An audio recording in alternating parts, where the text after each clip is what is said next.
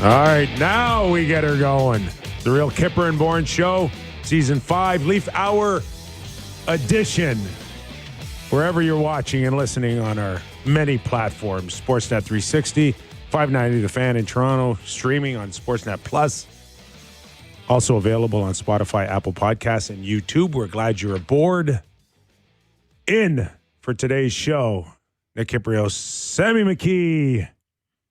In for Jake the Snake Schultz is James Wilson. Okay. Wilson. And in Wilson. For Derek Brandeo is Alex Gomez Adams.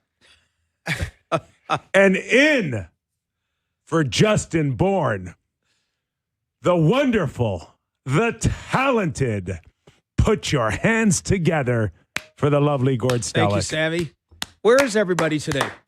What's going on? It's Friday, bud. Well, I know. People bail. I know. I looked out my window this morning when I was watching the players in beautiful Florida. I thought about calling in sick, too, with the snowstorm in Toronto today. No. Yeah, I did. We've got way more to talk about. Oh, God. We have a Leaf Hour. Tons. Like we have a Leaf and I Hour. forgot to change the jersey. Absolutely tons. Oh, my God. I think that was on purpose. You've never done a walk of shame on a Leaf jersey before, Sammy. What does that mean? It's usually the national hour when you forget to change the Leaf jersey to something else, but never, first time ever, Gord, that he's not had a Leaf jersey. Maybe he should take a day off, too. What does that mean, Sammy?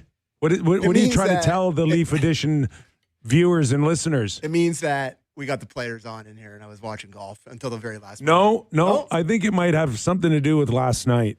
Well, they got to win. They got to win. They got to win. What could be wrong? Perfect. Big game. But, like, it really goes against our standings now, right? The Kyper, what did you call it? The tank standings? Kyper's tank watch is what I called it. Yes. Now, okay. Gord, we got into this a little yesterday. The tank watch? Yes. Okay, good. I want to talk about the tank watch. Okay, I really hope you support me here. And Mike Gentili, who's a wonderful producer, fan hockey show, been working here for a long time.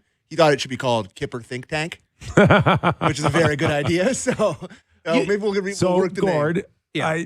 I'm not a fan of like Tanking. trying to get the top 5 pick. Well, because you'd be a player that if the team is tanking, then you're tanking and you got no job next year. Okay? Right? Because you're the players tanking and everyone's excited, and I would hope no players are tanking. By the way, you could never be in a think tank. You move around too much, Kyper. That's, So, first of all, it's amazing. Because talking to Andy Strickland in St. Louis today, they won 5 out of 6. But he goes, the fans are pissed because they want a better draft pick. So the Blues are actually putting a late thing on, but now they're saying they want a lower draft pick. Okay, but correct me if I'm wrong, but isn't there a little bit of a window for actually the St. Louis Blues to make the playoffs? No, that's what I'm saying. So, actually, and the fans are pissed? Some are. Like, if they play Edmonton tonight. Just the dumb ones. Oh, yeah. Okay. Gord, just the dumb ones. Is Sammy one of them? Yeah. Okay. Well, I'm not gonna use that word because Sammy carried our show Leafs Nation for a long time, so I'm gonna leave it alone. So carried it into the ditch. First of all, specifically, I'm talking about the Blues fans who will not open up a window to make the playoffs, but they want them to tank. No, I know. So anyway, I'm just saying how ridiculous it gets. Okay, that all of a sudden they're going, man, we suck. Well, let's really suck now. Okay, like it becomes a goal. Now, first of all, I got to tell you, Sammy, any team that even borderline tanks bites them in the ass. They get no karma. They get no karma. They get no luck. They get no luck and deserve no luck. And I know it's gotten strange now that the Leafs, if they finish in the worst 5, I'm talking the top 5. Yeah. And they get the pick, but again, it's like your credit card. Your parents covered the minimum for this month, and you got to pay it off later, and it's unprotected draft lottery wise. So no, I think you've got to finish on a positive note where the chips will fall. The chips will fall. And Kippy, you were I don't know if you're in the NHL yet. The all-time greatest tank were the Pittsburgh Penguins, New Jersey Devils, in 1984 to get Mario Lemieux first overall. They could not go out of their way to try to tank more. And there was a great half-hour special about it, how bad they tried to be. And one of the ones was they were talking about in Pittsburgh, they called up a bunch of American Hockey League guys from Baltimore. And that's when they said, on the power play, they put them all out there. Well, one of them was Vince Tremblay, the goaltender.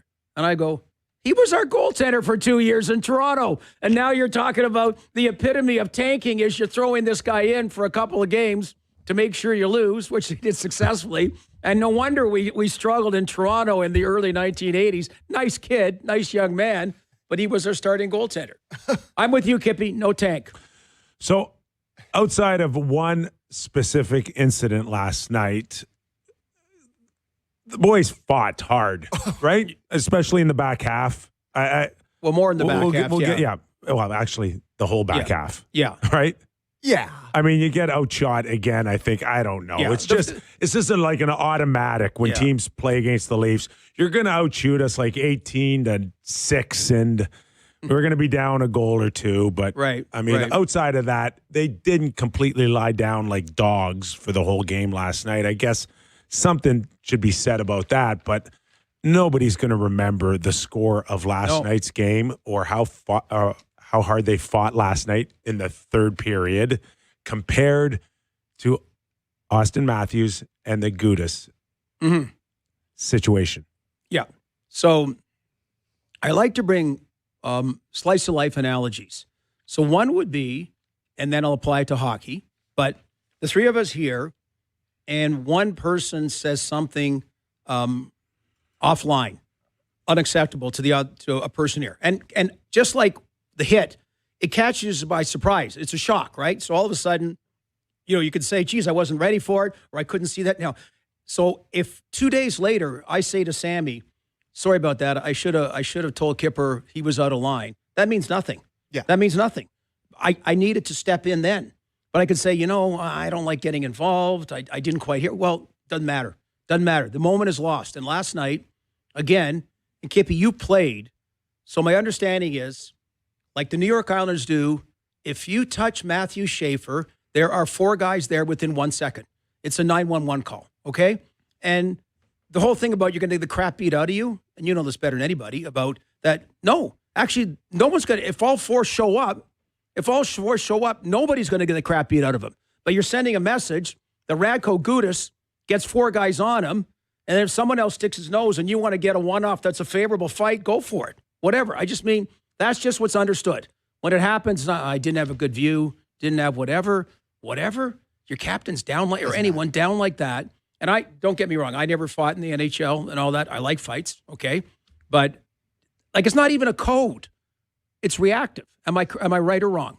Yeah, I think that's what is the most concerning part, is the reactive part of it, where 90% of teams in the NHL, 100%, I guess outside of the Leafs, the natural reaction to seeing your captain laying on the ice, regardless of what happened, if you saw it or not, if you were around it or not, is to see Radko Gudas and to see, like, you shouldn't be thinking about the benefit of the doubt when those two things are involved. That's the part of it to me and it's always been an issue with this core. So, Kyper, what are your thoughts? Right there with both of you, that you look at the pattern over the last few years, so nothing really should surprise us last night, especially with these guys. And even though Brad Treliving came in and said, we've got to clean that up, and a couple of years ago, it was really brought to attention with Marchand and Liljegren. That's the one, yeah. Where they did like a team meeting, right? Brad Treliving went in the next day, talked to the guys. That's got to end. That's what he told them. Yeah. It's got to end. And last night, it didn't end, right? It just carried on. So not overly shocked. It's just, I think it just really is symbolic. Reinforces. Symbolic of the ongoing troubles of why this team couldn't come together when it mattered most. To your point, Sammy, they can't identify the moment. Like, these moments in games, there's times for subconscious, and there's time that you get time to kind of absorb something. And they haven't got a clue which is which. They can't identify moments, big moments that come around not very often sometimes. And I'm speaking of a Game 6 or Game 7 moments that have nothing to do with going into a pile, but their biggest issue over the years, especially this leadership group, is missing those moments. And last night was a prime example. Like, we all love Morgan, right? I mean, he gets the benefit of the doubt because he's one of the most popular guys over the course of 10, 12 years. He's a class act, but and he's a leader. But last night he was not a leader. No, and he acknowledged that. But generally, as far as their leadership group goes, he's one of the leaders. He's one of the senior leaders. For Morgan Rielly to say, "I missed the moment," is just. Do you want to hear his clip? We do have it, or do you? Let's go to his clip and then we'll react to it. Yeah, Alex, we could play that clip there. Sorry, play the Morgan Rielly clip. Yeah, that's a dirty play. No, Morgan Rielly. Clip one, Morgan Rielly. Okay, maybe not. Did we miss the moment? We might have missed the moment, boys. All right. Yeah, I didn't have a good view of it just because the puck was going the other way, but it's on me for not responding earlier to Gudas being there. Obviously, it's a dirty hit. I didn't understand how bad he got him in the moment, but I take full responsibility for not being the first one in there or being in there quicker to respond. That being said, I thought our group played well in the third and was able to respond, but ultimately when your captain goes down like that on a dirty play, you have to respond as a group, but I also take responsibility for not being the first one in there after the hit. Was there They're embarrassed. Yeah, and I don't know, how many times did he say responsibility? 3 times, Yeah. Well, but it's just, what are you watching? Where's your head? Where's your mind? And like, where's your focus? Like, how do you miss that moment? To me, it's Kyper. Morgan Rielly in the past, in some of these bigger games, I would say of all the guys, like, he's been a willing participant in some of this stuff. Like, you think about what happened with Ridley Gregg, where he. That was a moment. Right? He seized the moment. And we all acknowledge that was a good moment for him. And the team won every game he was suspended, in part because he seized the moment. And you think about all these other things where he's been in scrums. He's not afraid to be in that situation. It's just that him not jumping in there and him saying that he didn't really know how serious it was. But it is reflective of it just feels that the ongoing issues that they've had. So they're not locked in. They're just not. They're not into the games. They're waiting for the finish of the season. They're not locked in, and it just looks so bad because of that. No, that's not looking at the standings. That is that's who they have been for a very long time. So you know where I got enlightened. I'm sorry. Yeah, I'm sorry. And you know what enlightened me now more so about talking a very long time. First of all, they're trying to mitigate it after, and that's the whole discussion. How much they did. Morgan Rielly, if anybody, has a ton of credibility for me. So at least I'll say, after, acknowledging it, fine. But again, you're mitigating something that should have happened. But Sammy, I go back to it, and I mitigated it in that, what the hell happened this season, right? Mm-hmm. Then you look back, Joe Woll actually played okay against Florida. And you thought you had the series won, so you're sort of thinking of that. And you go, they ran your goaltender out of the playoffs. More fans were upset about that. They ran their goaltender out, and then Stolarz, when he kind of had something to say early in the regular season. You remember? He was pissed off, and he kind of said, well, you think about it. He's going back to, but all of a sudden you're going, the same. Yeah, he's going, we lost a series. They ran me out, your number one goalie, and they did nothing. And all of a sudden, you wonder why the season never got on the right track. And then you see a repeat of things, because these moments don't happen very often, and the reaction has to be instantaneous. And it wasn't against Sam Bennett in the playoffs, and it wasn't against Gudas now. Now, anyway, about how they developed, how they learned from it. Is it rock bottom? You start moving up. All that stuff's for another day to discuss and is irrelevant to the point. They've got a head coach who's had over 3,000 penalty minutes, one of the top in history. I can't believe for 1 second he hasn't just been trying to pound this message in on sticking together and standing up for one another. So what's been lost here? They don't listen to him. They ignore him. he's not driving the point enough? Like, where is the lost in translation here? I mean, you watch the third period. He clearly went into the dressing room and threw some shame towards them in terms of how they played. Right? We're like a stone throw away from April. I know. It's like, I mean, what? No, you're right. Like, that's not what I'm getting that at. That look last night is what we've seen over the years. And even the response to the third period, tell me it's like November and maybe they could build off of that. But like, it's April, for God's sakes. It's over. And you're right. Your captain goes down and still no response. You've learned nothing about being a team. Nothing over the years. I got to say, I'm not surprised that Willie didn't do anything. I'm not surprised that Carlo didn't do anything. I'm not surprised that Cowan didn't do anything. I'm surprised that Riley didn't do anything. That's the one guy on the ice that surprises me that he didn't do something. I'm sorry. I don't care if you're a 20-year-old rookie like Easton or this ultra-skilled guy like Willie. Yeah. When you see your captain go down, you're a gazillion points away from making the playoffs. It's been the worst season of your life. No, you need to show some emotion there. You don't get a freebie. You don't get to say, I'm Willie, that's not my job. Totally You don't agree. get to say, I'm 20 years old and I'm too young. Nobody gets free passes. There are 4 guys on the ice with the captain going down. Nobody gets a free pass. I don't care. If Easton Cowan went there and stuck Gudas in the face and got suspended the rest of the season, they'd have a statue for him tomorrow, okay? That would have been the best suspension Easton Cowan could ever have.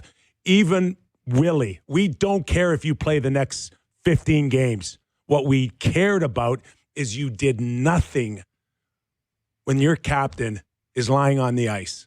All 4 of them, Sammy, I think I agree with Kyper, are equal. Because, again, we're not talking about engaging Gudas in a fight. And also, if you're thinking about it, and you should be thinking, you're going, we are playing with a safety net because the season is lost. They're playing for something. We can do whatever we want. Yeah. Who cares if we get an instigator penalty? Who cares, whatever? Like, they're the ones that have to worry about guys getting suspended or whatever. They needed that game, so at least you got 2 points off them. But it's a sign of bad leadership, and it's a bad sign of the culture. But I just want to make it clear that, like, I was disgusted by it. I'm just not. No, but I don't hold Riley more than the others, in my opinion. They're all equal about the minimum response for all 4, not just one of the 4. I guess I'm just, at this point, it's so hard to watch. But when you've seen it for 9 years, I mean, you're used to it. Yeah. Okay. Which is pathetic. Yeah. Time to put an end to that. And just. Well, that's why they always brought in a Matt Martin, a Wayne Simmons, a Ryan Reeves. But it's a team thing. And Nazem Kadri had it, but unfortunately, he crossed with the line. all due respect to those guys, they're like accessories. Oh, I know, but it didn't solve it. I'm just saying they felt there was a void, but the void was a team concept. The culture and the vibe has to come from your best players, okay? And historically, most recently, it came from Gilmore and Wendell, Todd Gill. Like, those guys set Darcy the Tucker, wheels Gary in motion. Roberts, Shane Corson. The ones that are out there 15, 20 minutes are also the guys that will stick up for one another or spear you or do whatever it takes.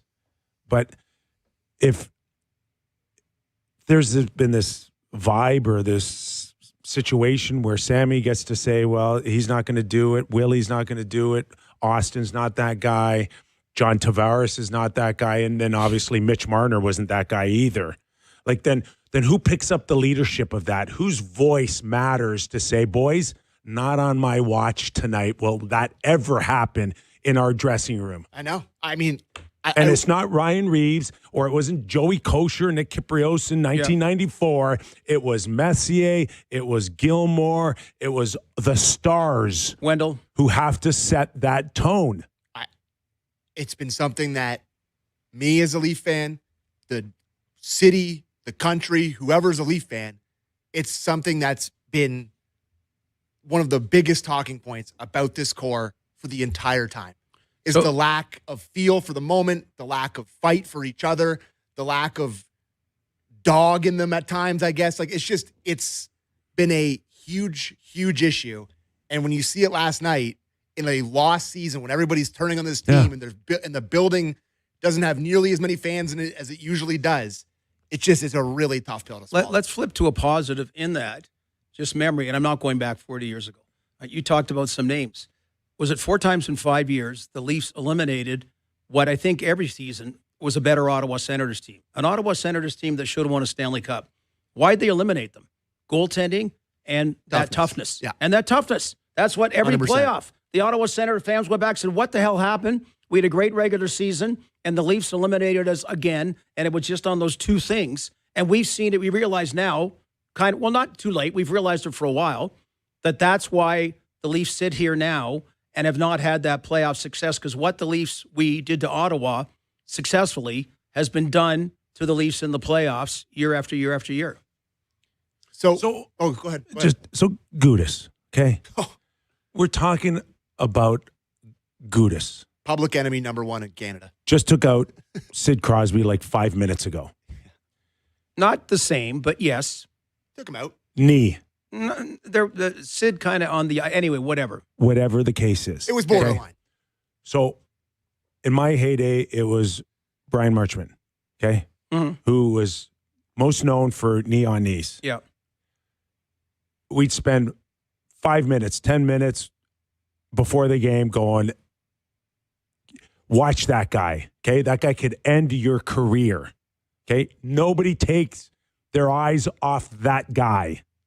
And that's the vibe that you have all night, that this guy is dangerous and he can hurt one of us really bad. So as a team that is ultra focused on top of obviously everything else, where was that last night for a guy like Gudas?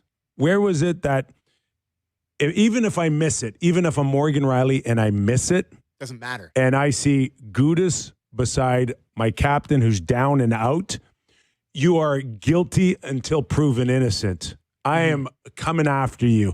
I don't even have to see it, okay? I don't. Kipper, and if I'm wrong, he did see it. If I'm wrong, so be it. But you are guilty in my eyes. You and I both know he saw it. Like everybody, he can say he didn't see it. Willie can say he didn't see it. They're all just going out in the game saying we didn't see it. We weren't quite sure the severity of it. We all know they saw it.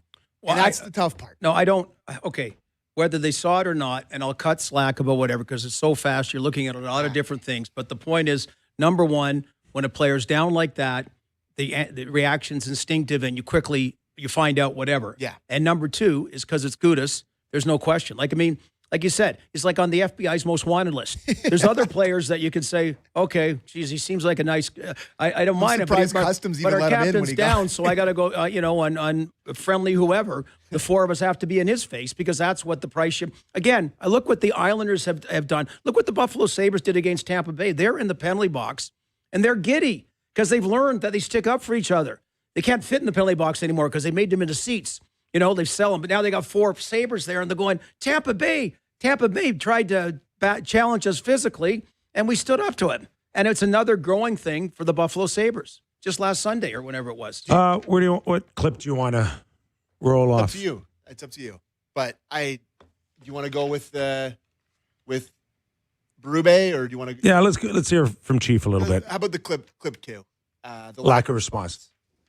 Is there any good explanation on your part for no one responding to that physically?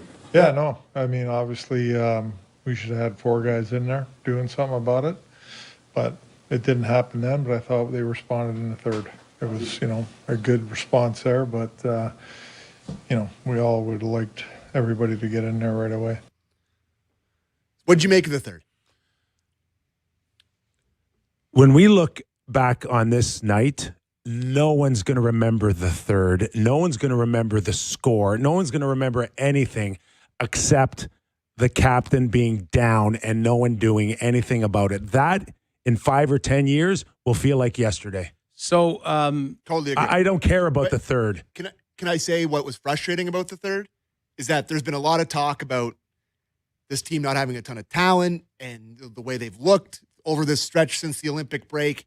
The third period just showed me what playing hard and playing with heart and playing together and all this stuff looks like when you do it. Like, that's the best they looked all year long. Physicality, togetherness, sticking up for each other. It's like, yeah, you can play like that all year long. Like, you're going to have off nights. You're not going to have, but like, for the most part, I was just kind of shocked to see it because I don't know if they've played that hard all year long.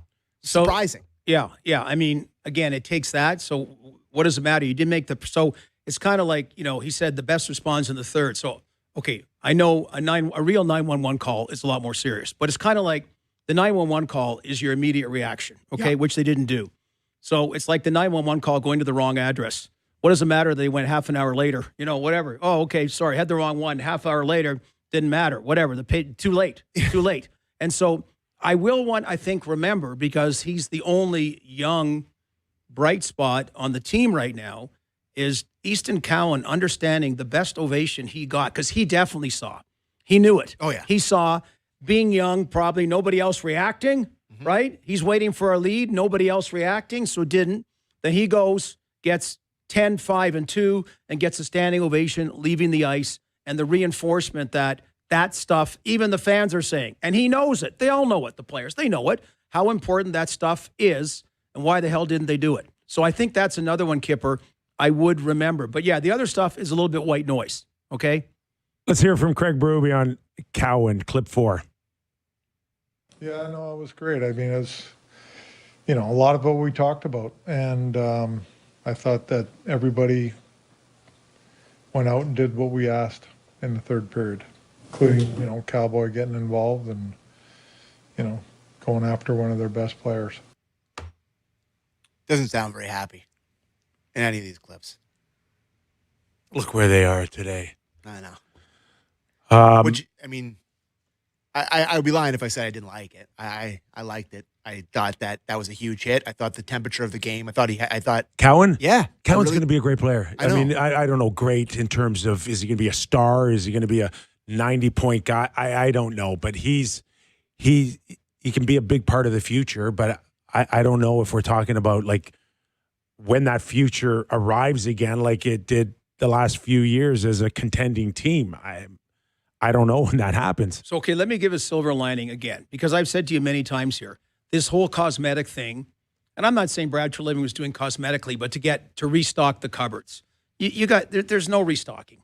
It's like your family is starving, so now you make them just merely hungry, okay, because you put a few little things in the fridge. There's still not enough to go around, and that's really as far as the prospects go and draft picks. So to me, yesterday we had a game between the two President's Trophy winners the last 2 years, the New York Rangers, Winnipeg Jets, and they're out of the playoffs. That's how quickly it's gone. And teams like that and Toronto have to identify, can they do the Boston Bruin bounce back? Like how much is still there? And sometimes in life, hitting rock bottom is the start of a positive step up here. And last night's rock bottom as far as the team concept went and whatever, but what's wrong with the team this year? So is that something they play offense? Do Matthews and Nylander come back big? Does the goaltending come back strong? Tanev, whatever. Yeah. There's you can't just say you're not going to get Morgan Rielly, Nazem Kadri, Mitch Marner, William Nylander, Auston Matthews. You're not getting those first-round picks like you stocked last time.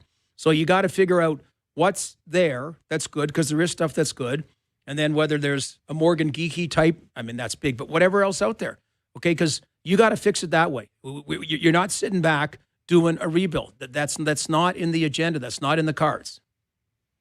What? That's debatable. What do you mean? What do you mean that's debatable? With what draft picks? With what draft picks? Well, the ones you get for all the guys you trade away. Whoa. Wow, 28, 29, 30. Kippy, those draft picks. I may not be around then, okay? Whatever. I'm feeling good, though. I hope you are. I hope so, too. That's how long it That's how long it may take. Longer than that, Kippy. What draft picks? You got one pick in the, well, I guess you've added some more, but one pick in the first 4 rounds the next couple of years. I guess no. If you're going through the draft, then it'll be 14 years like Buffalo. Okay? How long's now Detroit's in trouble again? 5, 7. 5, 7. Oh, 7? No, 5, you've got 6. Auston Matthews, William Nylander in the lineup, okay? So it's not P.A. Parento time getting 20 goals, okay, that he's the guy last time he didn't make the playoffs. There's nobody else in the band. John Tavares still, okay, different kind of roles, but a service guy, whatever it may be. This team has got to show more of the first place team last year than it was this All year. right. Okay. Shout out for your our Pizzetta, Sure. right? Yeah. Sure. Good energy last night. The guy came in with a smile from ear to ear. 50 family members or friends, and his parents in the stands. Like that's great. So why wasn't he up? And I'm not piling on. Yeah. Well, But let's talk about it. Well, why did Montreal give up on him? Why was he buried in the minors? Well, okay, but also that kind of role he did last night when you don't have it on the team. Okay, and by the way, love your parents. I haven't seen them for a while. I saw them at Loblaws a few years ago. Mm-hmm. So they would not show them when you were fighting like they did now. But you see his mom watching the fight, Yes. which I love because moms are the best. Yeah. Dads wouldn't care. Dads would just whatever. They want to grab the dad of the other, whatever. Moms are special.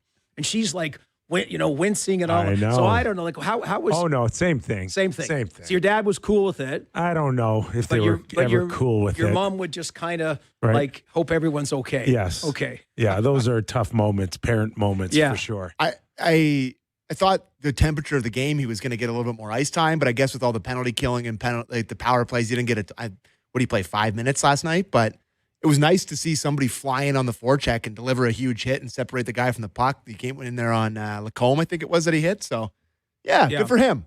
Maybe you'll play a few more games here. Okay, take a quick break. Sure. All right, when we come back. Well, actually, hold on. What's that? Have you heard anything about Auston?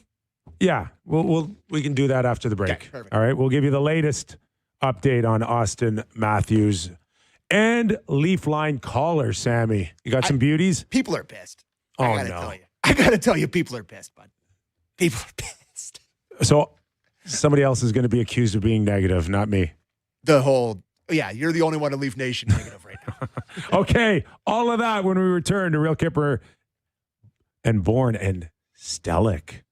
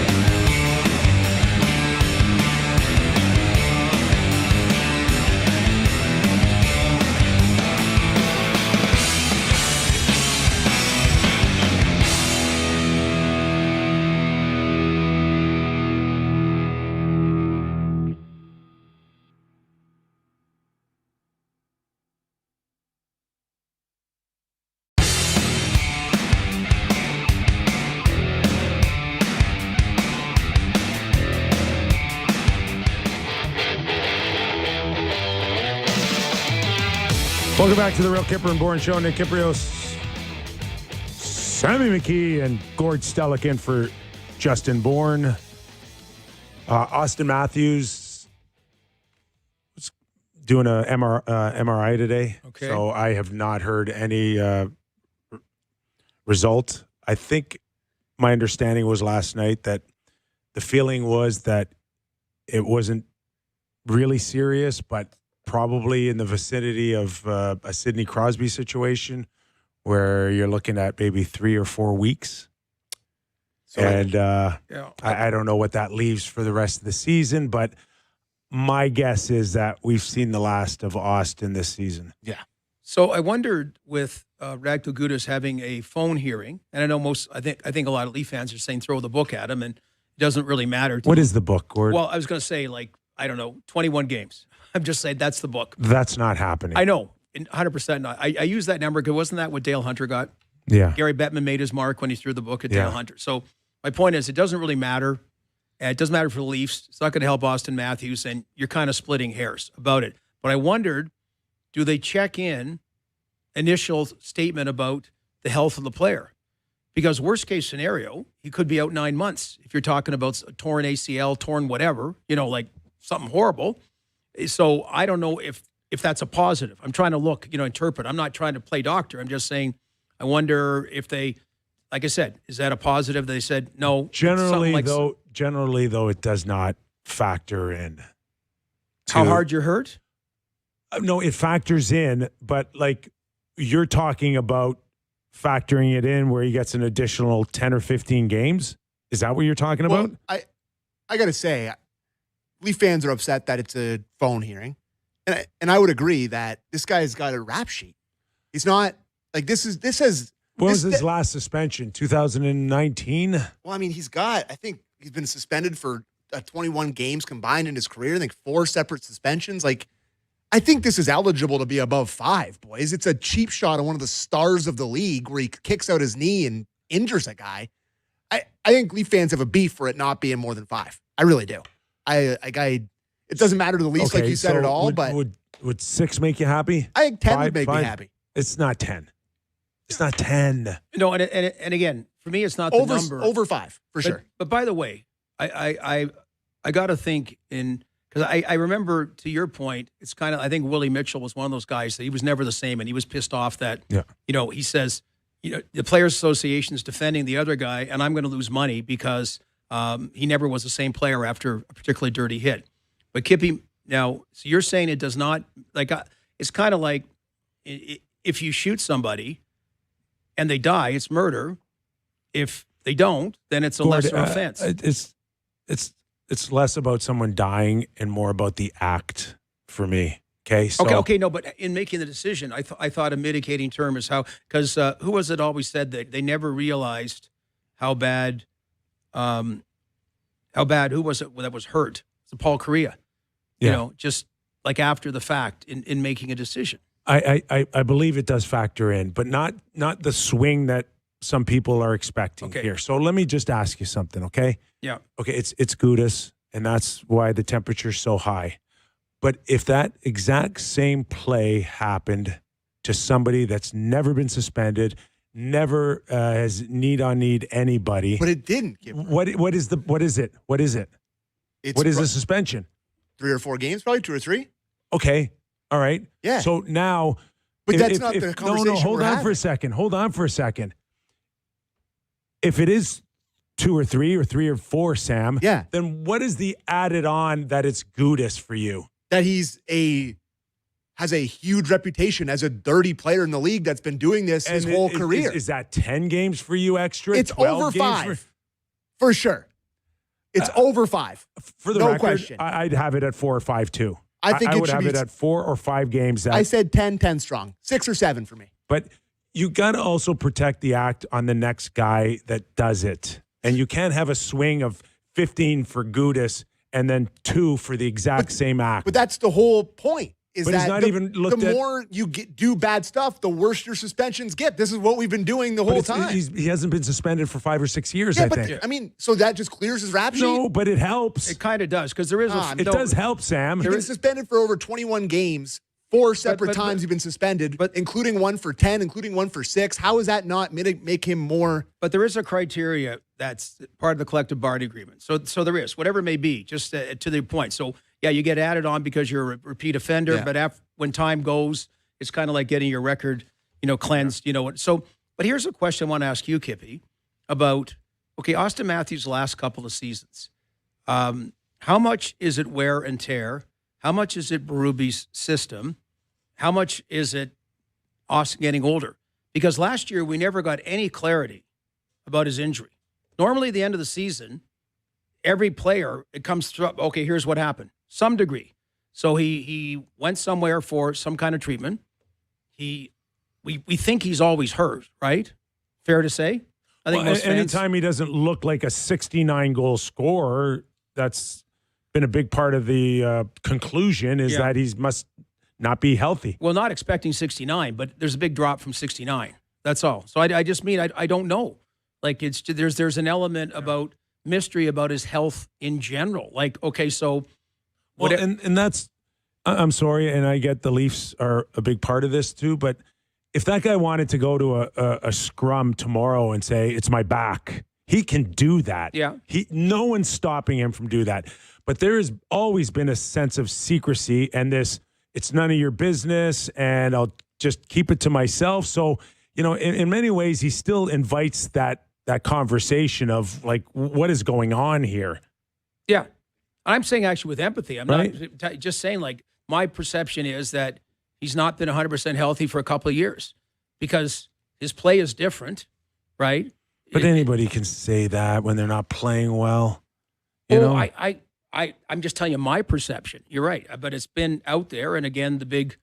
So anyway, I'm kind of getting away from the topic about right now, but just how many games do you think he's going to get? I think he'll get 4.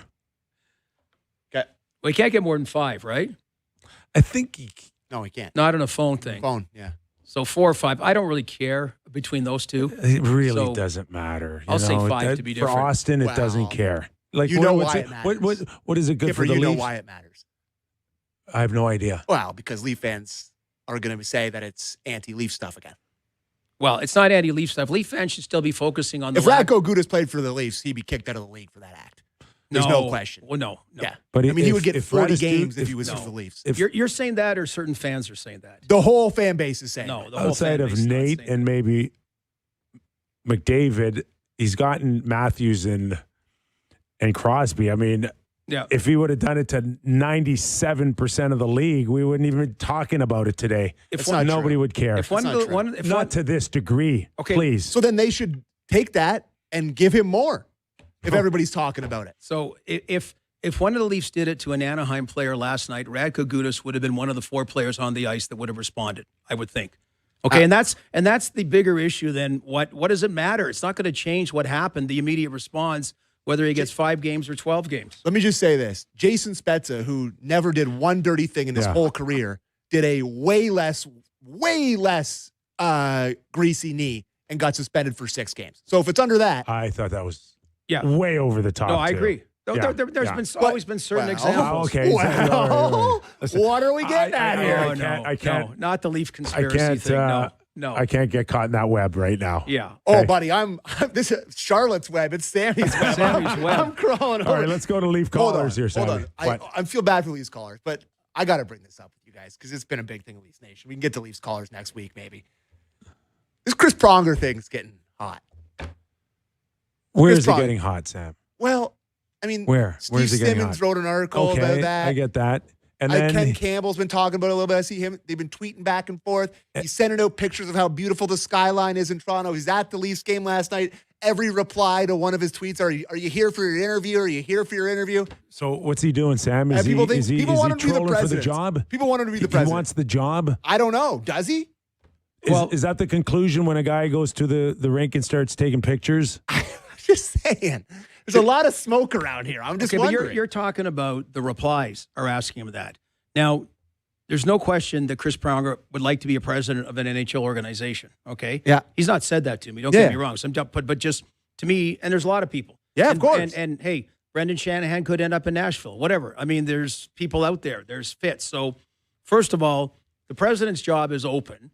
So that's a little bit different than the Doug Armstrong fumes that are out there. Yeah. Whatever that may be, although maybe that would be fumes as president too. So it's kind of fair game to throw it out because you're not going after Treliving or you're not going after Berube directly when you say that. So I have no idea. Is he connected? Whatever.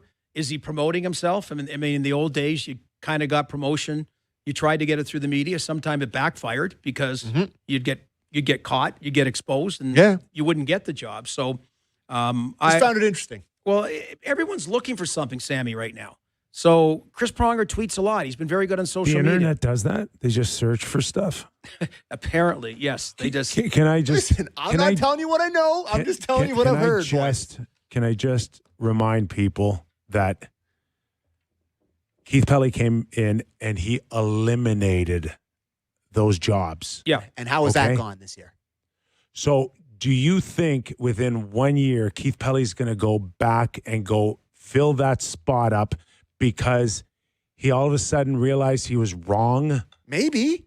That's how, I don't know. That's how good businessmen work. I'm sorry, but I don't see it. Okay. I could be wrong. I don't know. I have no idea. I'm just putting it out there. I mean, you've been an executive. Well, you think within 12 months they're going to go back and hire that position that they got rid of? To answer your question, I don't. I think there's going to be the kind of scrutiny on Treliving and Berube that we didn't expect the start of the year because you got to take a look at everything.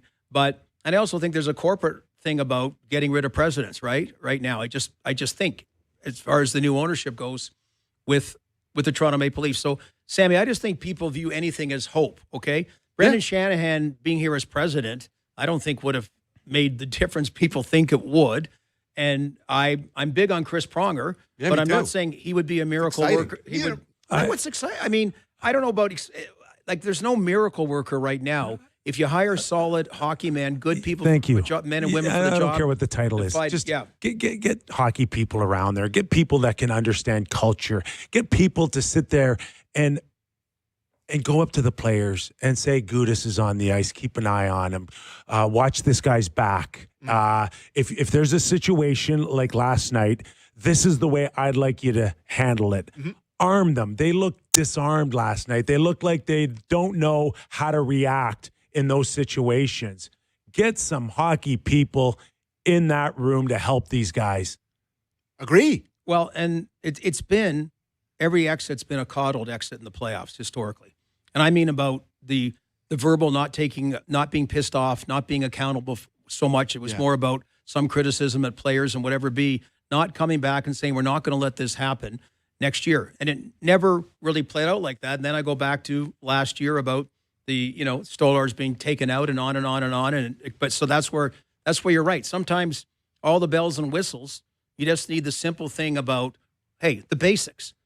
Make sure the basics are covered and we'll grow from there. Like hockey is hockey. You made it to the NHL knowing the basics. They all know what to do. And last night it seemed like at least four of them either forgot about it or didn't. I think the Pronger idea is pretty interesting. That's all I'll say. We had time for a couple quick calls. One quick one, two quick ones. Let's go to, I think it's Ryan in Windsor, maybe the latest one I put in there, the newest one. Ryan in Windsor. Oh, maybe not. If maybe I threw Alex too quick there. Well, this is it.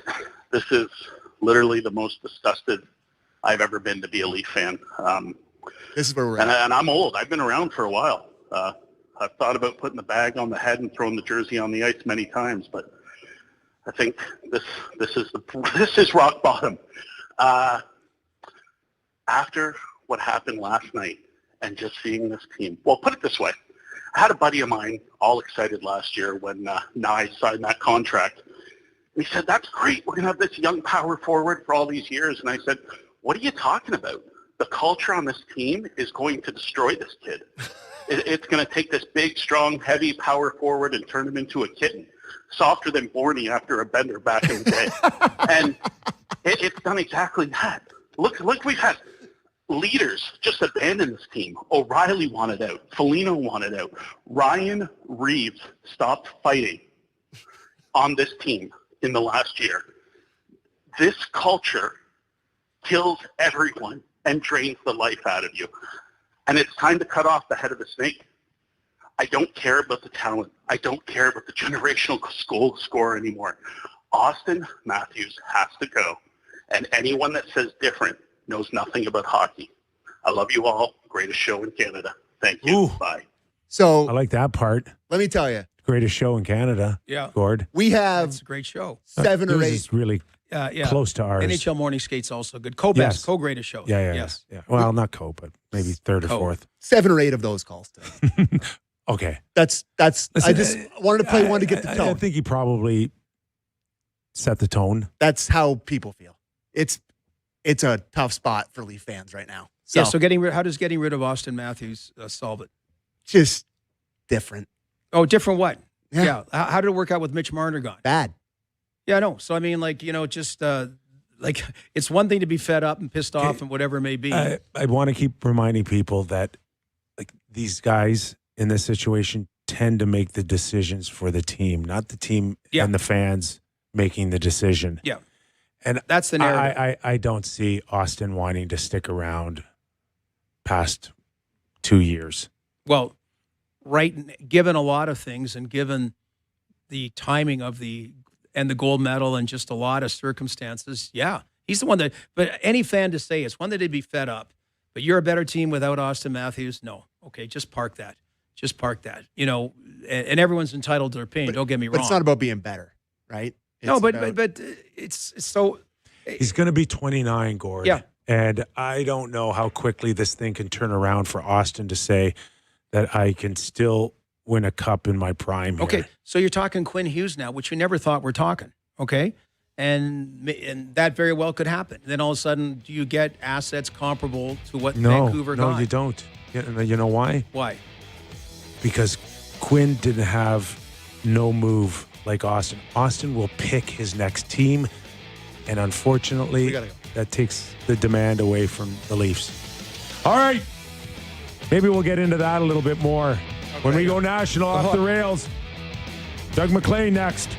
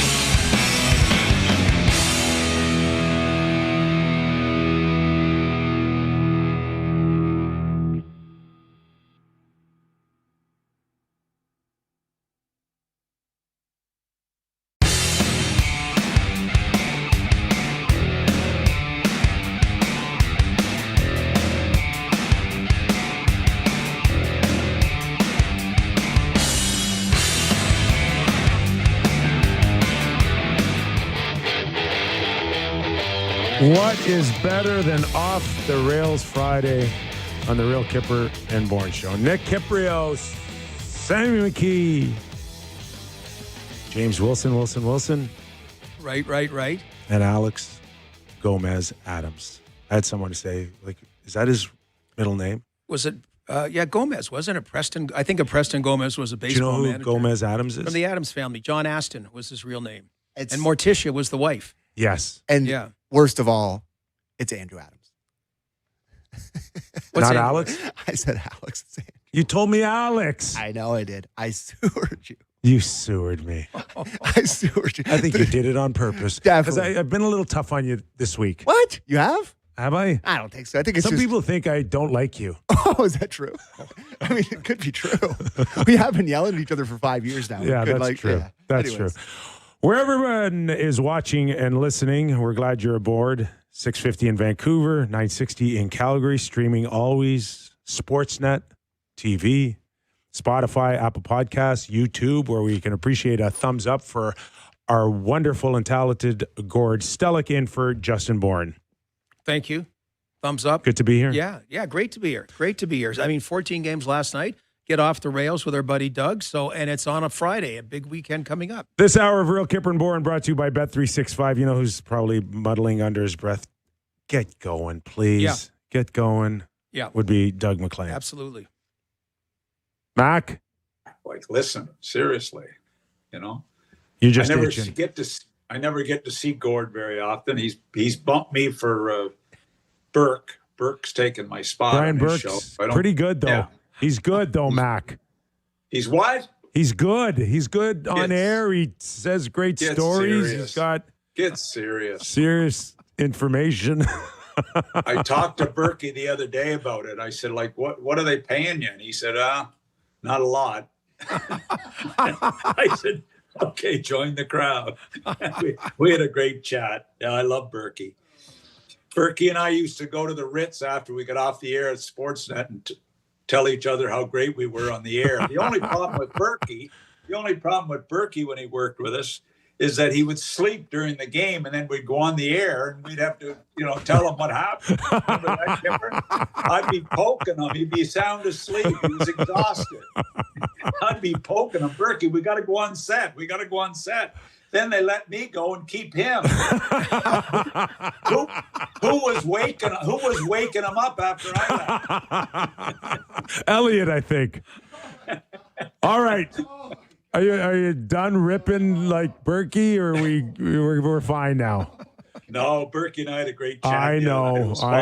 You're but just listen, having fun. You know what? I flipped away a little bit from Toronto last night, and I was. Think about this: the Toronto Maple Leafs blue line, which I've said they don't have a number 1-2 guy on their back end, and then you look at the Dallas Stars. And they have 5 first-rounders on their blue line. 5 first-rounders. And they go into the deadline, and they've got the Bixel kid, or Brexel, whatever, a kid from Switzerland, who's a first-round pick, who's 6'8" or something. They pick up Myers, who's like 6'6" or whatever. And all of a sudden, you add that to Heiskanen and Lundell. And, I mean, it's on Harley. It's unbelievable, this back end. And then you say, okay, Dallas's back end is really good, and I've got Minnesota's rated a little bit ahead of it.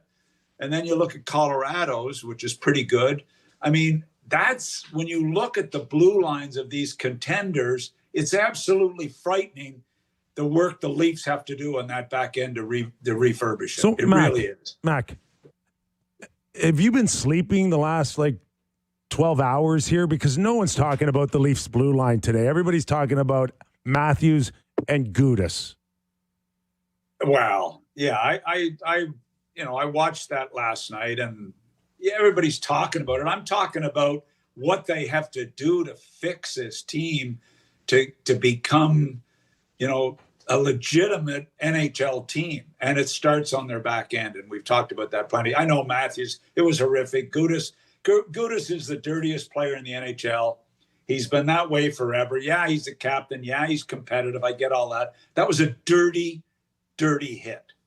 And then there was no response until they got on the power play, and they weren't going to get hit. So the response was really good.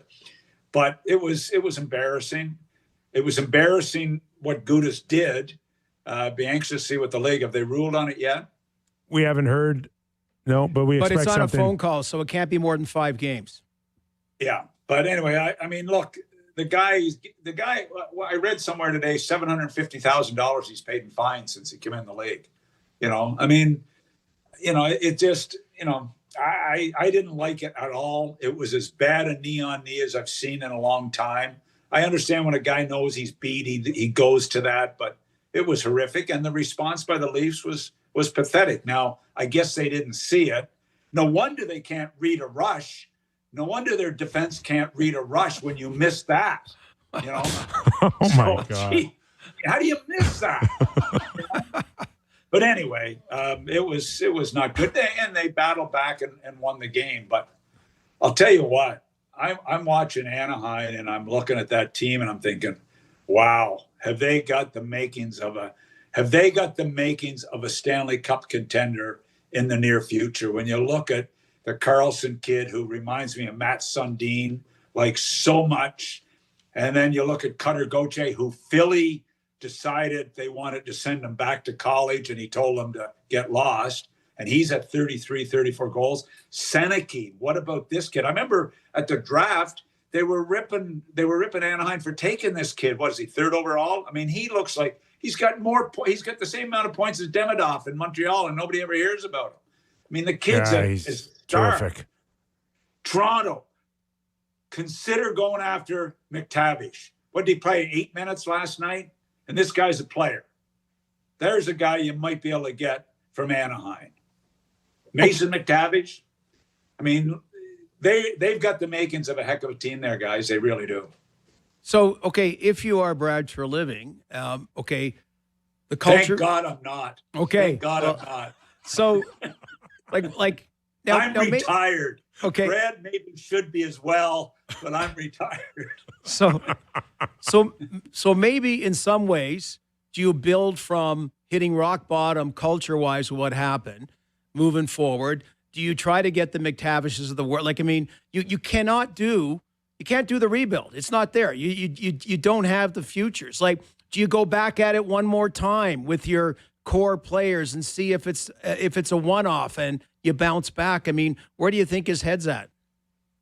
I don't know where his head's at, and I feel for him because Brad Treliving's a good guy. He's a good guy. And, you know, but like, just to give you an example, I was looking at Anaheim's roster, okay?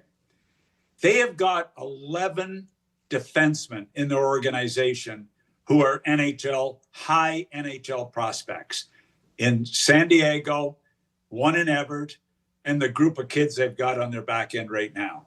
11 potential guys that can play defense in the NHL. And that's where you got to zero in on some organizations like that you may end up getting a break and getting a top young defenseman out of there.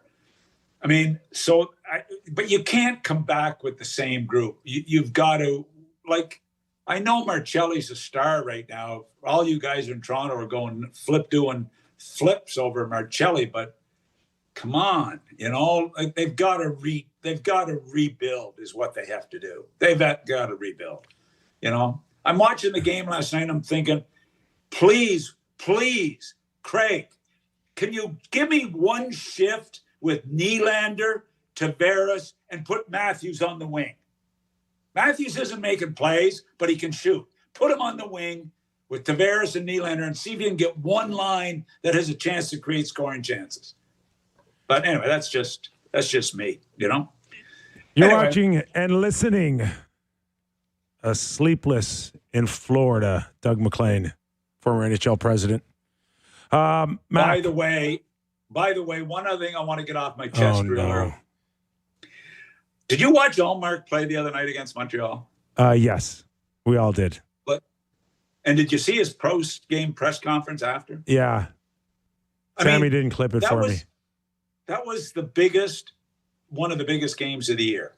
Now, I looked at Ottawa. They got two great goaltenders. They've got the best goaltending tandem in the NHL with Gustafsson and Decord. Unfortunately, one's in Minnesota and one's in Seattle. And they don't have them. They got Ullmark, who acted after the game like, oh, well, I tried, I mean, it is so bad what's happened with that goaltending in Ottawa this year. This team should be in the playoffs. They should be 6, 8 points, 10 points ahead of where they are if they had any type of goaltending. Anyway. Mac, they are in a division where I thought, even the Leafs with their 8-game losing streak could have found a way to maybe get back in, because we're watching a Detroit Red Wing team that is like, I don't know if they're in trouble, Mac, but like they're kind of in trouble here. Yeah, I mean, Larkin, what's he going to miss? How many more games? 2 weeks. Yeah, and Cobb, yeah, 2 weeks. They're imploding, and this is the problem when we talk about where you are as a franchise. If Detroit happened to fall out, and they have had a decent year, if they happen to fall out, that's 10 years in a row missing the playoffs in Detroit. Who could ever believe that? And you're right, they're slipping a little right now, and there's major concern. Columbus looked like they're going to get in. Pittsburgh's hanging in. Boston have stumbled a little bit. Washington have played too many games, so they're going to have their hands full getting in. But I mean, you look at, can Detroit slide out of it? They very well could, with the way the teams below them are coming on. So imagine if they're out 10 years in a row. That's how hard it is to make the playoffs. And that's what the Yzer plan, Well, it's tough. Well, and like you said, tough losses for them and Boston last night in the East. But what about in the West? So we have Auston Matthews going down on one coast, and then Connor McDavid just seems to be pissed off all the time. Leon Draisaitl is frowning all the time, and it's like, you got Tristan Jarry, yet another game like that, losing to Dallas. Everyone's losing to Dallas. Dallas is playing phenomenal. You articulated why. Yeah.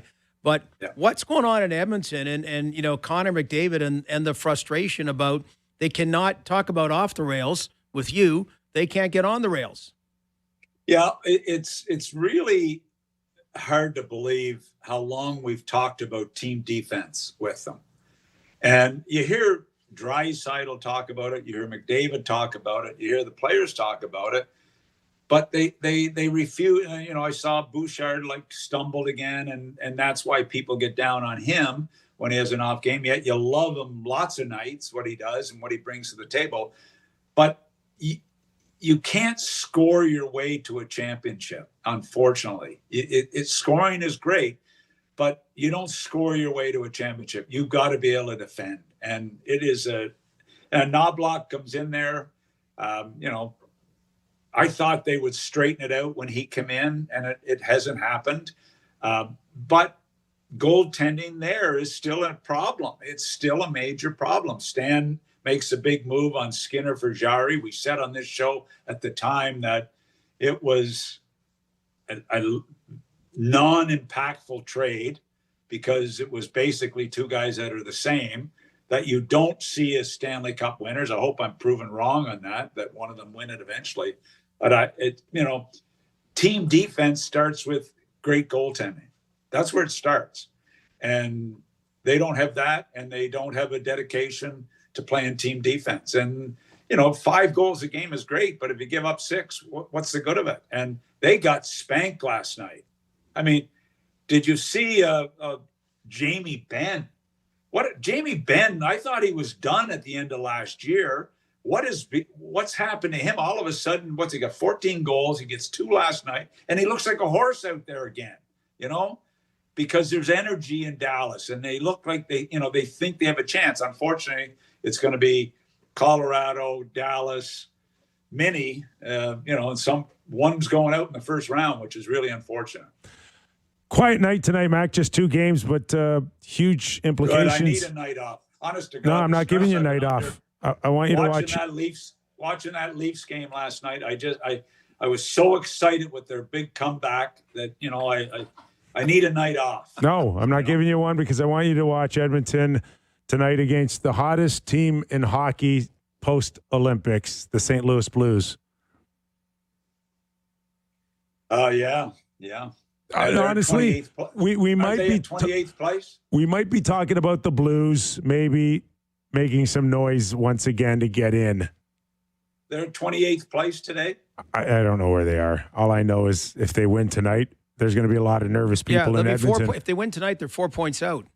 Wow. And hey, look, that's what happened to them with Berube and Binnington when they won the Cup. I mean, it was the same sort of thing. They come on late in the season when Binnington got called up and they won the Cup. So who knows? You know, Army would like to add to his resume, I'm sure, because I don't know if he's going to stay as president or he's going to move on, but that would be a great story if they get in.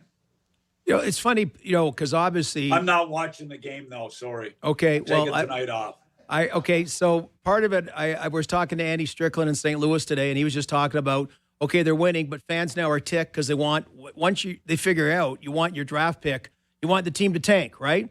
Toronto, they're talking about if the team tanks, they get in the top 5, they get their pick back, they just defer it, but you know they get a decent draft pick. So being president, I know scouts, there's a lot of scouts secretly hope you get a better draft pick. How do you balance that when you're president, general manager? Like the product you got to put on the ice when it's garbage time, when you have a team in garbage time. And then the other thing about, okay, the future, it does help the better your draft pick is. Well, you know what? It's funny. And I've told you guys this before, what Berkey said when I told him I got the job in Columbus. He said, well, that's an easy job. You just finish last every year. You get 5 great picks and all of a sudden you have a good team. And I was dumb enough not to follow Berkey's advice. And you know, I went on to have to wake him up to get him on the set after that, but I should have followed his advice on building a team because, you know, in our second year, we picked, I think, 8th after our first year, we picked 8th in the draft. Like, seriously, what was I thinking about? But you know what you think about is pressure from your owner to be as good as you can possibly be. And that's what happens with GMs, the pressure to win. And you're in March and April, you're not really worried about draft picks as much as you're appeasing your fans and trying to keep your fans happy and trying to do everything you can to get in the playoffs. And is that why the Panthers and the Tampa Bay Lightning have been so successful over the last few years because of that pressure you're talking about in your state of Florida? No, it's because they got Tkachuk. Because Dale Talon drafted Barkov. The owner told them to sign Bobrovsky, and they got Tkachuk in a trade, and that guy Kucherov was not bad. And they got Kucherov. And what round did he go in? And actually, you know, I was reading what's his name, Jason or Justin? That's with you. That would be Justin. I was reading his article on what makes a good GM today, and you know, and I'm thinking, oh man, it's really a great article. It's a great article. Wow, what makes a good GM? And then he put in there that Brisbaugh gave up a first, second, third, fourth, and a fifth for Generod. To Generod and Jeannot. And you know, I mean, Billy Zito gets Forsling on waivers from Chicago. You know. Dale Talon gets Bennett from Calgary. Zito gets Tkachuk. I mean, it's unbelievable how the Panthers good were to be able lucky, build that lucky team. to be good. I know. And when I was reading Justin's article, it was, you know, you got to get some luck and you got to get some breaks. And I thought that about Shanahan and Dubas and them when they were getting Marner early and they're getting Matthews early and they were getting Nylander. Well, he came before. And all the great, and Morgan Riley, they lucked out, got him 5th overall. And, you know, it looked like the makings of a potential Stanley Cup team. It really did. In fairness to Shanny and Dubas and all them, it looked like they were building a Stanley Cup contender, of which they were. I mean, they made the playoffs, 9 years in a row? Yeah. Now, I want to ask you where we started. Okay, so about our conversation today. Okay, you go back, you're the general manager of the team, the Leaf team last night. Now, you're general manager of any team. Is not the expectation, the understanding, like I said, I used the Islanders this year with Matthew Schaefer. Like if you take any kind of little shot at him, you got 4 Islanders in your face. You got Matt Barzal in whoever's on the ice is in your face. They don't have fighting the guy because you're 4-on-1, but that's the expectation. Was that the understood expectation for all 32 teams, what the Leafs should have done last night and failed to do? Yeah, probably. It would be, when your top player gets hit like that in a dirty situation, that's the expectation. It really is.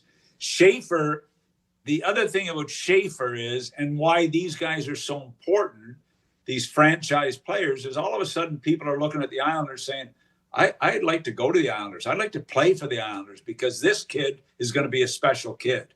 Maybe it's a Makar type of thing, but those guys draw players for you. And I didn't like, nobody in hockey would like what happened. Nobody in hockey would like what happened last night with their best player. And Matthews, and it was really interesting. The guys in the broadcast said right away, Matthews doesn't lay on the ice. He doesn't lay on the ice. He gets hit plenty, but he doesn't lay on the ice. And in other words, we know he was hurt and hurt bad, So yeah, I didn't like it. Did you like it, Gord? No.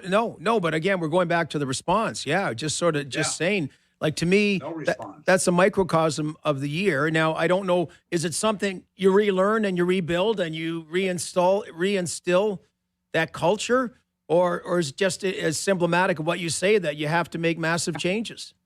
How can a Craig Berube coach team?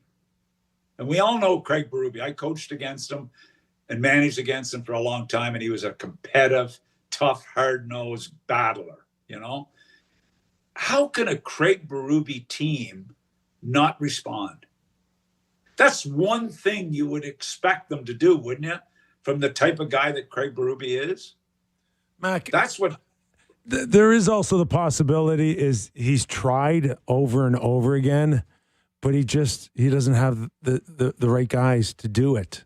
Is that can it be that simple too? But wouldn't you be bright enough as a player to know that that's what he wants in that situation? I mean, I watched Cowan later in the game jump in, when the other kid get hit. Robertson. He jumped in and, and tried to do something. And that message, it looked good on the kid, Cowan. He's not that he's a fighter, but at least he jumped in to protect a teammate. Now, did nobody see this?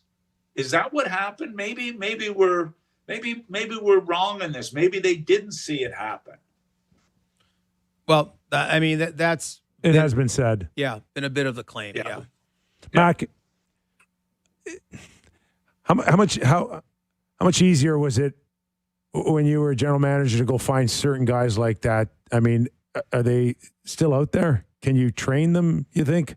Can you, or is it just too hard to find those type of guys? The guys that respond, you mean? Yeah. I don't think it is. I think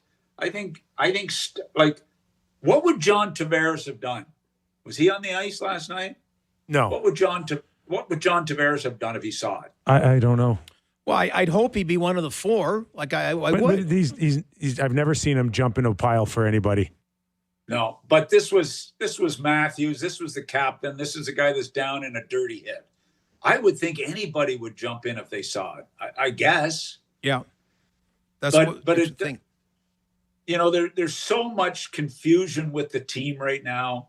There's so much. Their heads aren't in it. They're what they lose 8 in a row going into last night. I mean, they can't wait for the season to get over by the way they're playing, and so they're gonna miss some of those things. Maybe they're gonna miss that.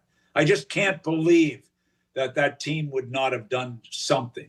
If we looked at the standings, Mac, who do you like in terms of on the outside now looking in to catch?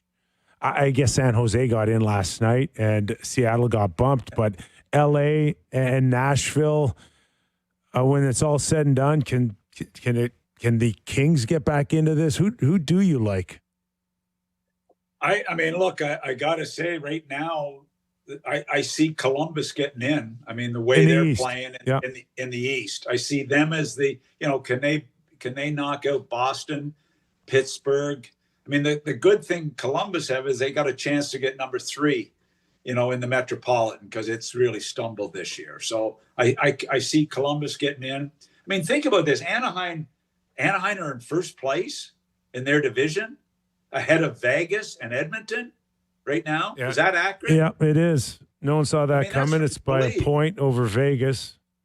And Edmonton, And 4 over Edmonton. I mean, the Colorado, I mean, I love Colorado. We know they're getting in. I'm just wondering about their blue line after a couple of guys, and I'm not sold on their goaltending. And they're going to have to go against Dallas and Minnie, obviously one of those, because it looks like Dallas and Minnie are going to play in the first round, which, I mean, we're going to start, hey, how can we have one of those teams missing out in the first round? But, I mean, the others are pretty well set. I don't see LA getting in. It's what's interesting is so different, because in the East they're charging. In the West, nobody seems to want, like St. Louis, Seattle had the final playoff spot, now they don't. And how about Nashville last night, Doug? Like, I mean, give Vancouver credit. They scored 2 goals late. They ended up winning the game. But you're Nashville, and you're there, and you're up 3-1 with 3 minutes left or whatever. That's the point that could decide their season. Yeah, I know. And we see it every night. I mean, that's like, Columbus have stumbled a little bit, given up where they've got leads, and all of a sudden they lose in overtime in 3 of the last 4, although they had a big win in Tampa the night before. But it's Washington have played too many games, so they're probably not going to get in. They're 3 games ahead. It's Philly. Can they get in? I mean, Ottawa, can Ottawa get in? I mean, losing them against Montreal the other night is devastating for them. And, Sanderson's out. It's a big loss for them when you got a handful of, when you got 15 games left. That's a tough loss. But I don't, I don't really spend a lot of time worrying about who's getting in or not, to be quite honest. Because the only thing I have to prepare for all week is this show. That's really all I have to prepare for.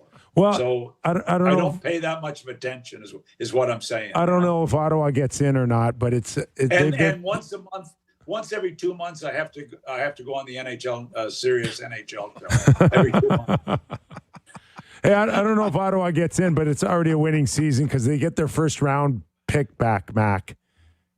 Gary's got a soft spot for them. Yeah, no, he sure does. Yeah. You found that out firsthand. No, we got a good relationship now. Very solid. Well, he did the same thing with New Jersey, right? I mean, there was a precedent, right? When they circumvented the cap, he took away the first round pick. Yeah. And they gave him the last pick of the first round. I don't blame Gary for doing that. I mean, look, they need help, Mac. They need help. Lauer's a nice guy, and Lauer's a nice guy, and they got to build that new. But when does that building starting? By the way, you are the king of sarcasm. Like you're beautiful. No, but I've been waiting 5 years for the groundbreaking. I'm just wondering when it's starting. You were a lot nicer when you were looking for your next NHL job. I can tell you that. Hey. Yeah, exactly. All right, Mac, I'm not sure what the plans are tonight. With no hockey, you're going to watch maybe a dinner with Jack Armstrong or the World Baseball. You're going to watch the World Baseball? So Canada. I'm out with Jack and Dina last week. We go out for dinner and we're sitting there, and all of a sudden, Jack said, "Let's get a bottle of red wine." I said, "Great." So I look, and he's ordering a bottle, and we split the bill. He's ordering a $350 bottle of red wine. I said, "Jack, I don't know what you're making at TSN, but I ain't paying for a $350 bottle of wine." So he backed right off and went to a $175. Good on him. All right, Mac, we're going to let you go. Thanks for doing this, pal. Guys, thanks for having me on. And Gord, great to see you. Again, I haven't seen you in a while, but great to see you, man. Always great catching up. You really should go on his show. We got to get him on more. Yes. We got to. Well, he was. No, traveling. you don't. He was you don't have to get me on more. Well, don't. Oh, now, okay. You know what? There was one time this year, like he never hung up. I think he's still there right now. Still 100%. Oh. So what are you supposed to go? No, you hang up. You hang up. What is this kind of a love affair? No, you hang up. No, you hang up. God, listen, I hate long goodbyes. There's no longer goodbyes than with Doug on Friday. The goodbyes are so long. No, he doesn't know you're saying goodbye. No, there's no such. Yeah, he's always got like. I roomed with Terry Yake, and it was like he wasn't married then, but it was like I know who he's talking to because it was you hang up first. No, you hang up first. Oh, gosh. And then I picked up the phone and I said, I'll hang up first.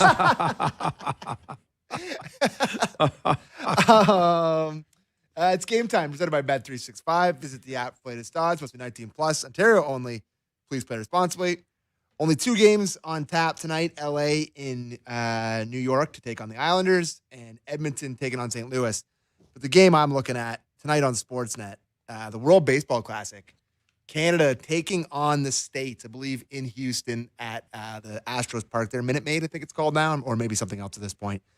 America, huge favorites in this game. Really? Minus 900 in this game. Canada is 6-1 versus the States.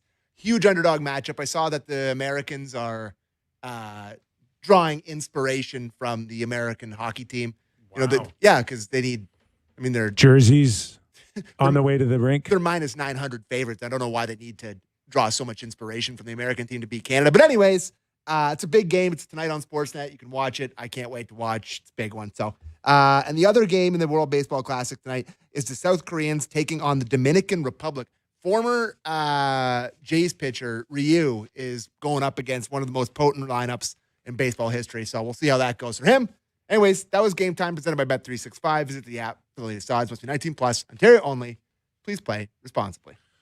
Okay, we'll take a quick breath. Catch ours after Doug MacLean completely. Text. 590, text. Is that what we're doing? And I don't want it to be totally Toronto-centric. So 590. Actually, text. you do, but you just say it. Well, no, we're in the national hour. So. All right. Okay. Take a quick break. When we return, we'll go around the National Hockey League for some news and notes with our good friend Gord Stellick. That and more when we return to Real Kyper and Bourne.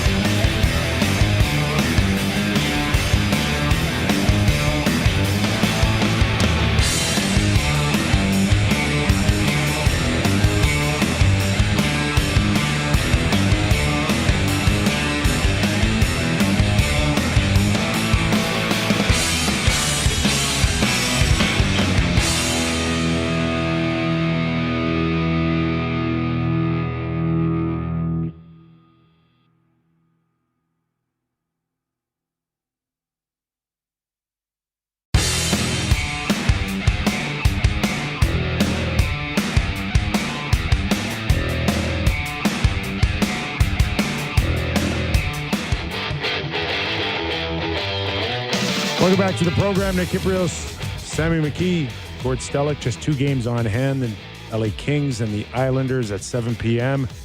And one worth watching tonight, the Edmonton Oilers and the St. Louis Blues. 72 points. Yeah.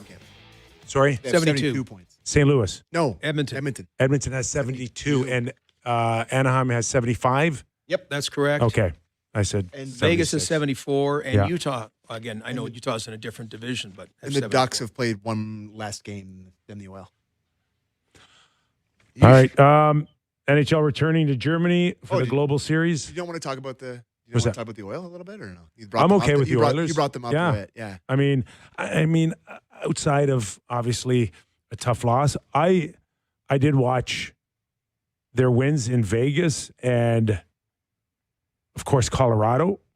I thought they turned a little bit of a corner, and then it got ugly last night in Dallas.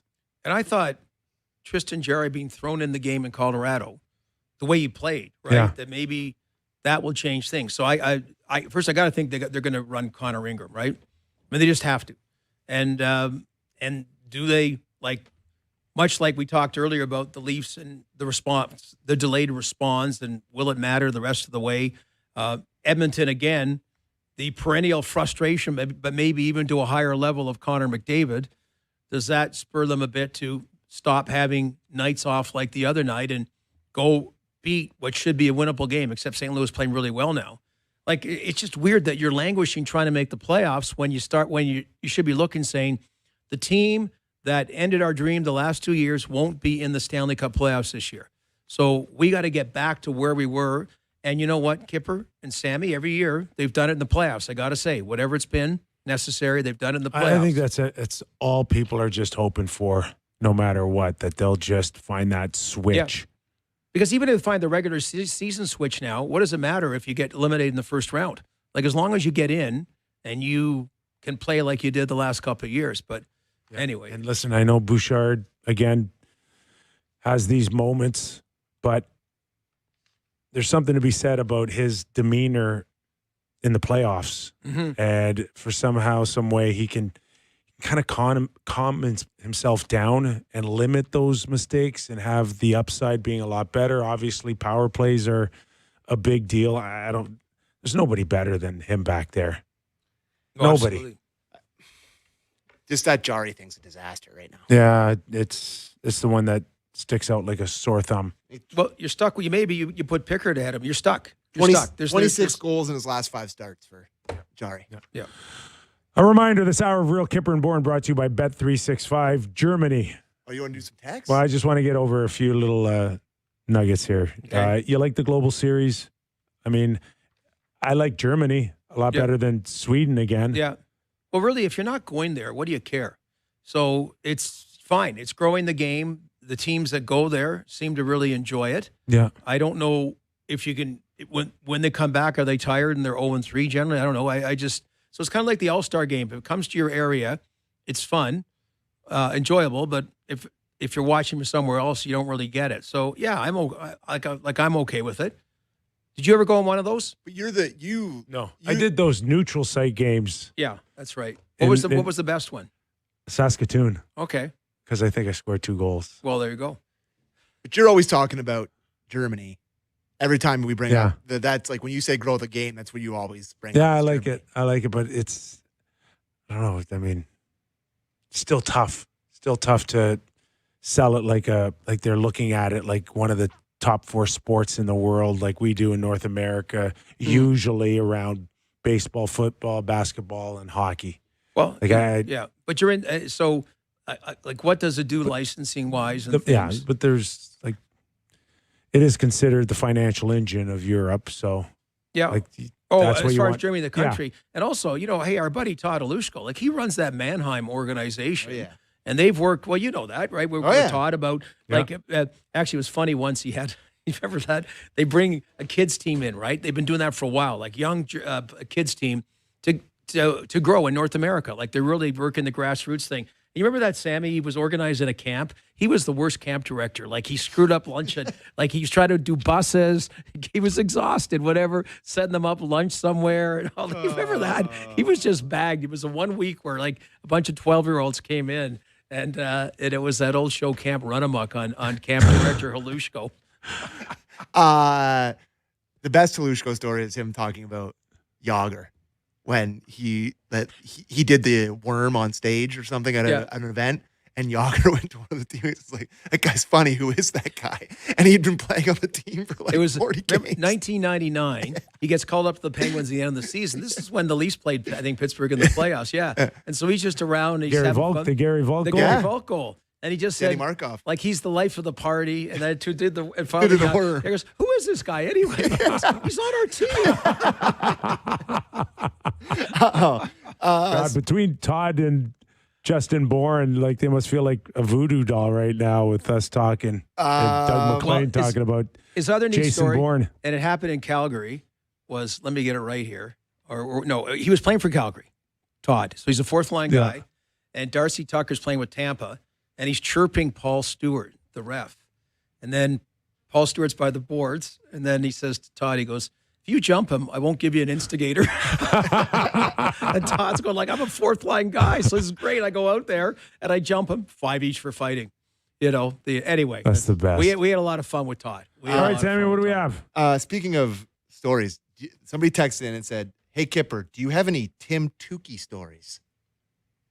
I mean, I don't know if I've got any Tim Tukey stories. I just remember Tim being like the MVP of the American Hockey League. Like Mitch Lamoureux, Tim Tukey, those kind of guys. I do remember him leaving our team and not being as good. I think LA claimed him, if I'm not mistaken. Yeah.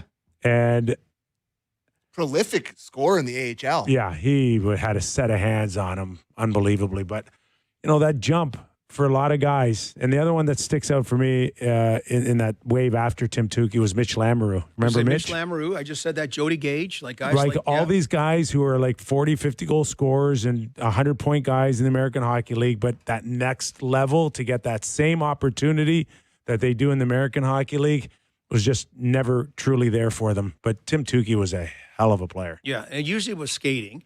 And to be truth, Sammy, most of those American Hockey League players, there'd be stories out there that we couldn't tell. More than because they took the bus together. There was a real camaraderie. If I'm not mistaken, Tim Tukey had these like Lang skates. Do you remember the Lang skates? They were like the skier boots. Yeah. And it was like, man, you got to oil those things. I can't take the sound of the squeaking in there. Those are dreadful wheels. Dreadful. They're so bad. Langs. If you saw somebody wearing Langs now, you would. Oh, my God. Oh, my God. That's what. All right. That's my Tim Tukey Lang story, I think.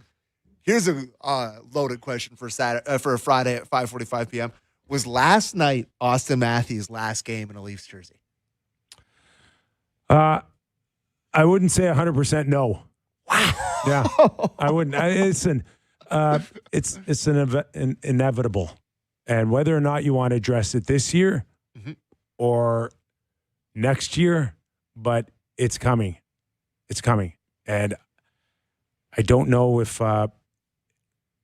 he's going to want to see whatever's in store for the Leafs for the next 2 years, 3 years, 4 years. It's up to him.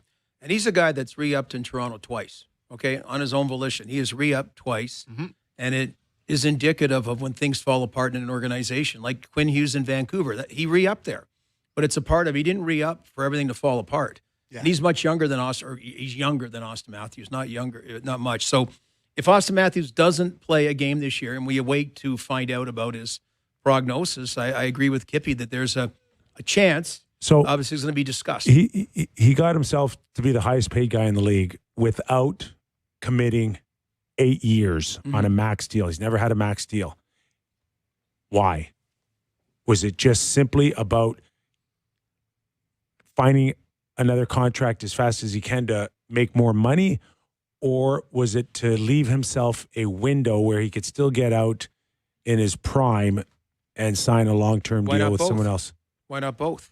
Okay, both. Bet on yourself short term. It always works better monetarily. And then leave an out for you to leave. And it gives you the flexibility. And that's what he has today. Yeah. McJesus throws off the gloves last night. That's worth a mention. Love the show. Yeah, absolutely. And not overly surprised when I saw it. Mm-hmm. This is the fire in his belly to win. And I've never seen him with a shorter fuse now moving forward. And we've seen it at times with the media and now on the ice. So it's crunch time for him, the Oilers, making sure they got a spot at the dance in April.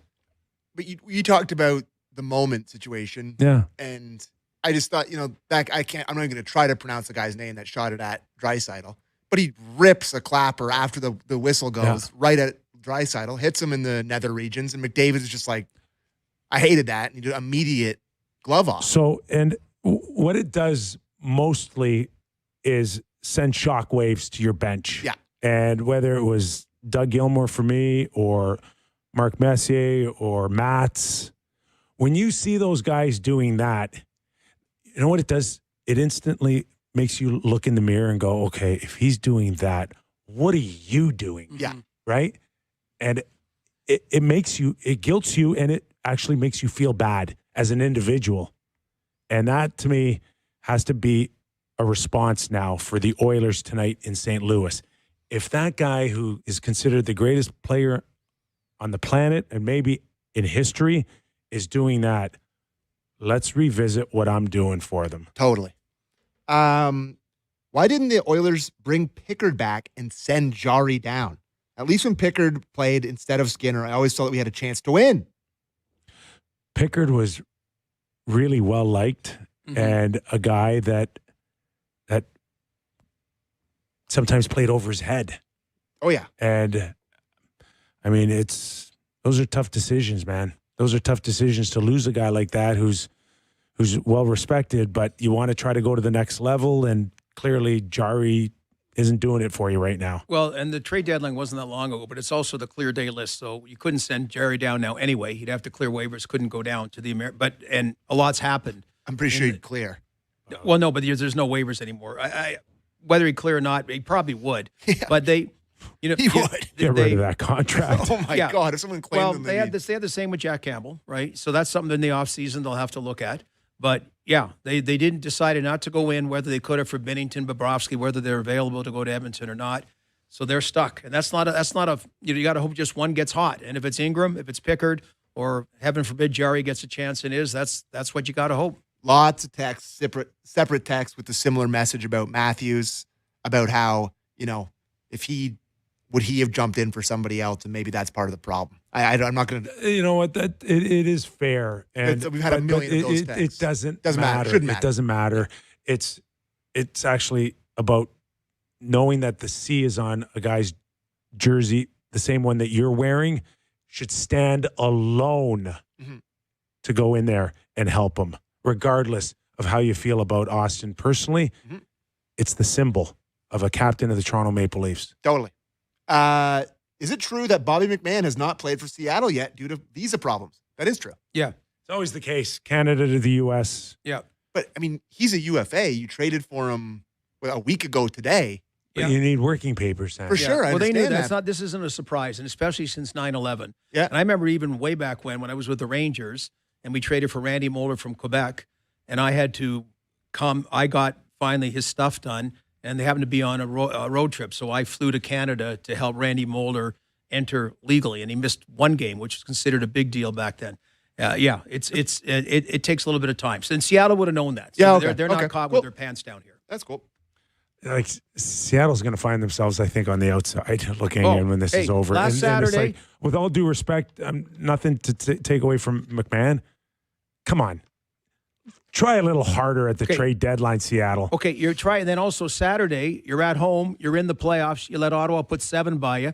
Then you're up 2 on Nashville, and Nashville beats you 4-2. Guess who's no longer in a playoff spot in the Western Conference? Yeah, and I thought there'd be something bigger there in Seattle.